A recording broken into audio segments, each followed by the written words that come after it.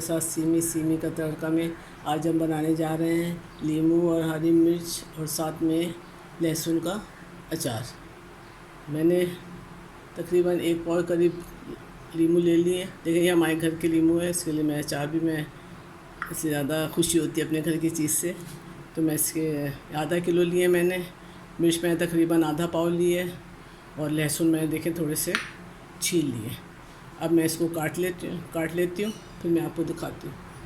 अब ये देखिए मैंने नींबू के 4 हिस्सों में काट लिया है और मिर्चों में ऐसे चीरा लगा लिया है, सारी मिर्चों में। इसको मैंने धोकर अच्छी तरह वो किया, मैंने खुश किया। अब मैं इसको काट के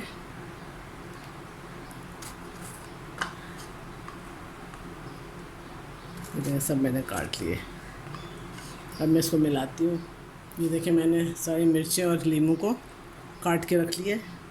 और इसमें 2 टेबलस्पून के बराबर नमक मिलाऊंगी।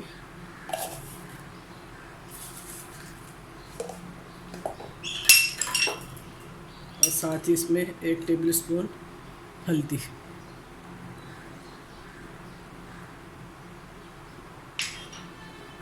अब इसको मिक्स करके 1 दिन के लिए हम इसको रख देंगे, ताकि इसका जो पानी होगा वो निकल जाए और इसको सुखा लेंगे। फिर बस इसको हम रख देंगे। अब ये देखें मैंने 1 दिन तक इसको धूप लगा दी थी, तो सारा पानी इसका निकल गया। अब मैं इसको सब निकाल लेती हूँ दूसरे बर्तन में।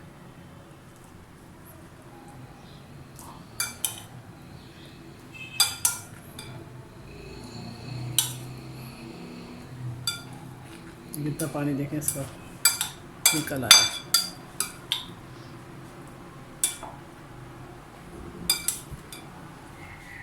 अब ये देखिए मैं जो नमक और हल्दी लगा के रखा था उसको मैंने सब निकाल लिया। उसमें थोड़ा सा पानी नीचे आ गया था, तो अब मैंने इसको एक प्याले में डाल दिया है।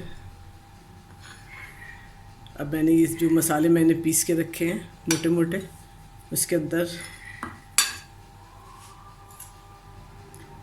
आधा चाय का चमचा देगी मिर्च, ये तो सिर्फ कलर के लिए है कि ज़रा कलर इसका अच्छा है।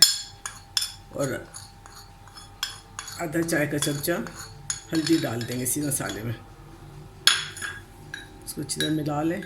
मसाले का ये है कि आप डबल भी कर सकते हैं, जो ज़्यादा मसाला खाते हैं वो लोग ज़्यादा भी डाल सकते हैं। अब ये सब इसके अंदर मिला देंगे।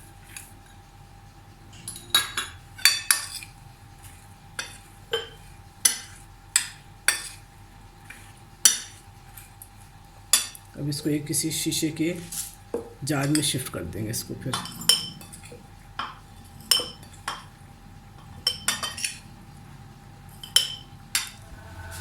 ये देखिए अचार तैयार हो गया है। इसको 2-3 दिन धूप में रखेंगे, फिर इस्तेमाल करेंगे।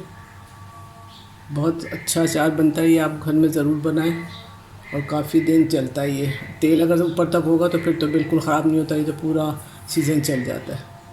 अपनी राय का इज़हार कमेंट बॉक्स में कर सकते हैं। दुआओं में याद रखें। अल्लाह हाफ़िज़।